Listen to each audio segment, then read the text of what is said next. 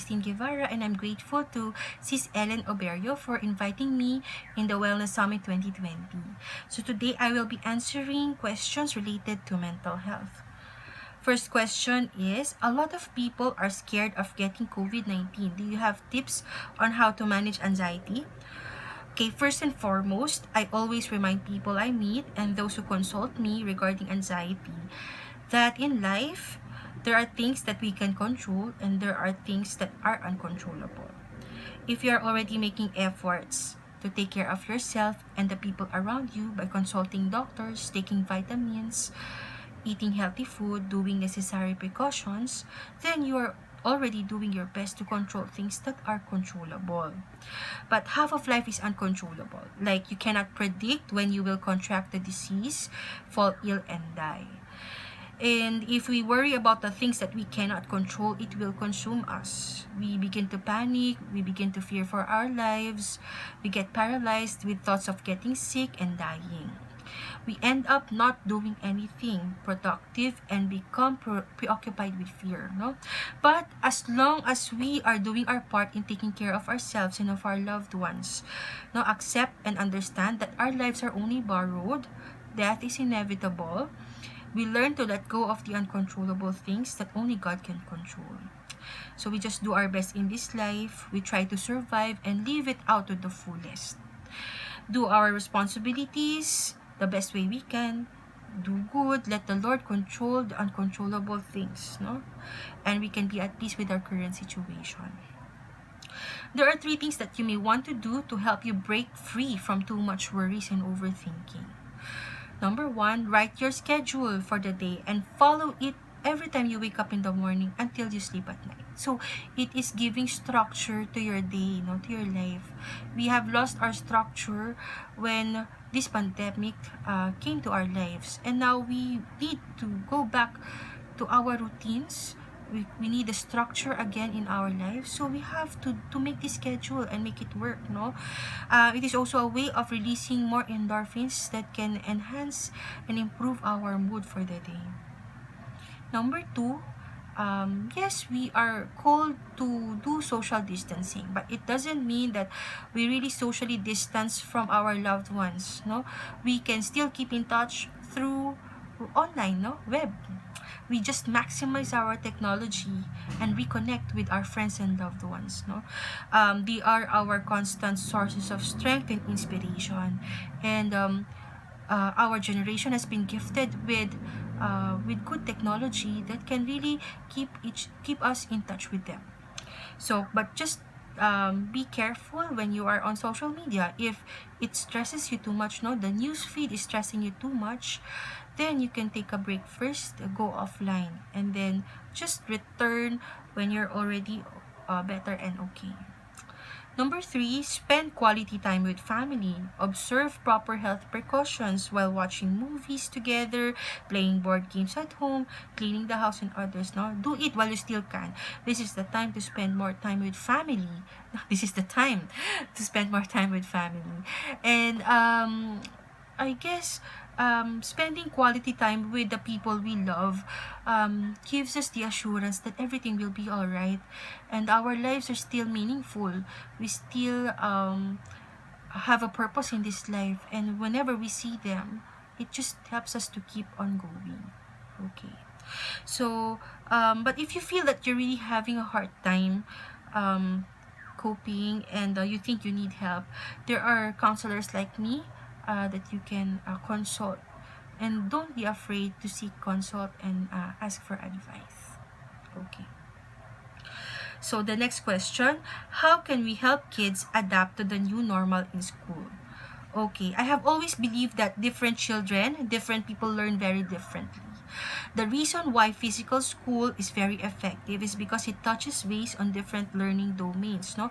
Within the few hours of schooling, not only cognitively but also socially, emotionally, spiritually. So to say it simply, it's holistic, no? It allows interaction with different people of different ages, and this teaches our children things that are beyond the books.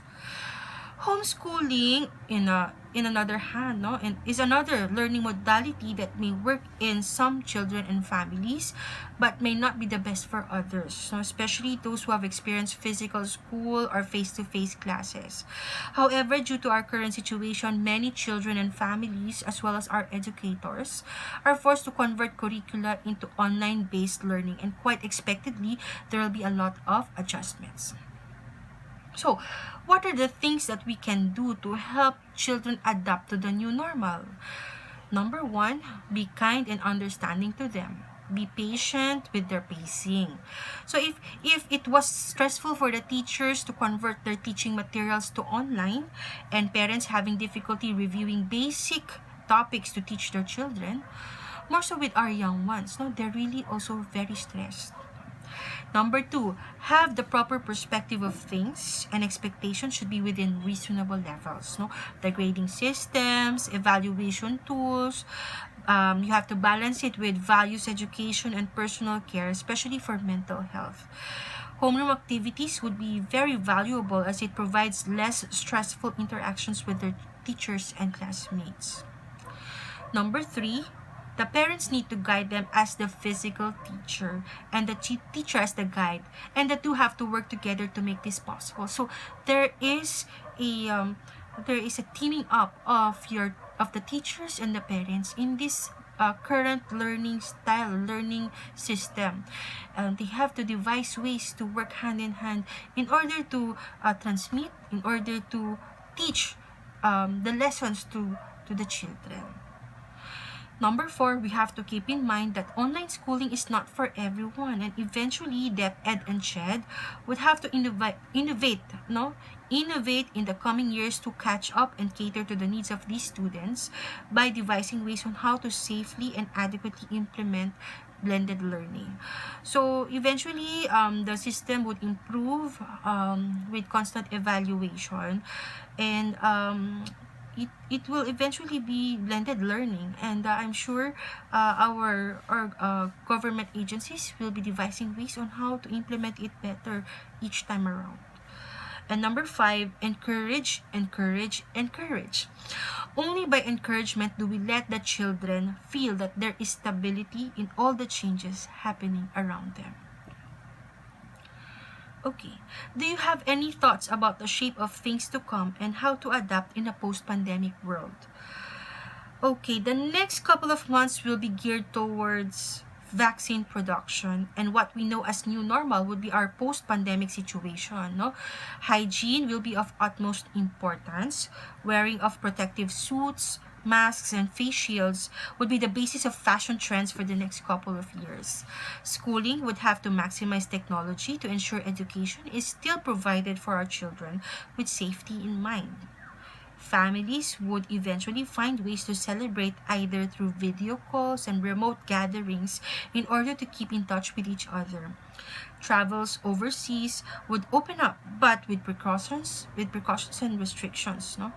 Businesses would have to adjust to the current needs, and employment would shift. No? Employment would shift towards technology-based positions and healthcare. And this will continue for a few years to about a decade, when people could ease out and accept that our normals have changed. Okay, for those still under quarantine, could you please give some tips on how to survive isolation with roommates, spouse, or kids? And actually, I could just sum up this question into how to adapt to our new normal. Okay, the first one, allow yourself to grieve the old normal. Yes, there will be denial, anger, maybe even depression and acceptance, but it's important to give yourself time to grieve that you have lost something, no, in your past normal, so you will have more space to start embracing your new normal. Next, create a new routine, no? Help create some sense of normalcy during time of chaos. So this is a time to be flexible. Journal your experience. Now, don't forget to record things that make you feel better by taking a gratitude approach. So you will see a lot of people posting their pictures, their happenings for the day on social media. It is a way of journaling, sharing what they have what is happening to their lives, even remotely from their loved ones. Okay. Create a space inside your space. Having a designated space at home to work or study or to journal, no, can help maintain boundaries between work and play. Use or wear your work clothes when you are during your work time, and your pajamas during sleeping time. Okay, so you have to make a demarcation within your home that this is your workspace and the rest of the other spaces are home, just so you have the proper mindset when you're at work, and you can relax when you're beyond that workspace. Stay connected in new ways. No, social distancing does not mean social disconnecting. Stay connected online and offline. Create and find pockets of joy. Celebrate anything that puts a smile on your face, large or small, big or small victories. No, we don't always need major events to happen to make us feel happy. Small things add up. Give yourself a break. No, you are allowed to take things one moment at a time. Set yourself a realistic goal and allow yourself to adjust to it when you need to. No, adjust expectations and ask for help. Stay informed but not alarmed. Now, get information from reputable sources. Place greater emphasis on developments locally. No, emphasize on the developments locally rather than globally. And the key is appropriate concern and not anxiety. Okay, how can we grow resilient amidst this crisis? First, no, resilience is the ability to meet and overcome adversity in ways that maintain or promote well-being. It incorporates attributes like grit, persistence, initiative, and determination. It is also the ability to cope and thrive in the face of negative events, challenges, or adversity.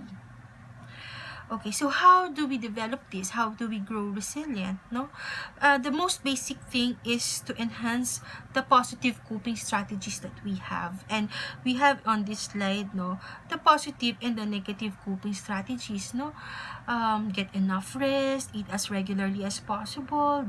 Keep yourself healthy by loading up with fluids, eating the nutritious food, no? Discuss problems with someone you trust, do activities that help you relax, do physical exercises, and find safe ways to help others in the crisis, and get involved in community activities. We try to avoid the negative coping strategies so as not to add more problems to our currently burdened lives, no? So there sometimes we cannot help but just resort to them, but we have to keep in mind that having positive coping strategies can help not only ourselves but also the people around us. And I think that is the most basic way of growing resilience. No, resilience, we can only bounce back when we start on the right foot in the road to our own recoveries. Okay, so that's it for today, and I hope all these things could help you survive day to day. I'm Dr. Cristine Guevarra, and I hope to serve you again in the next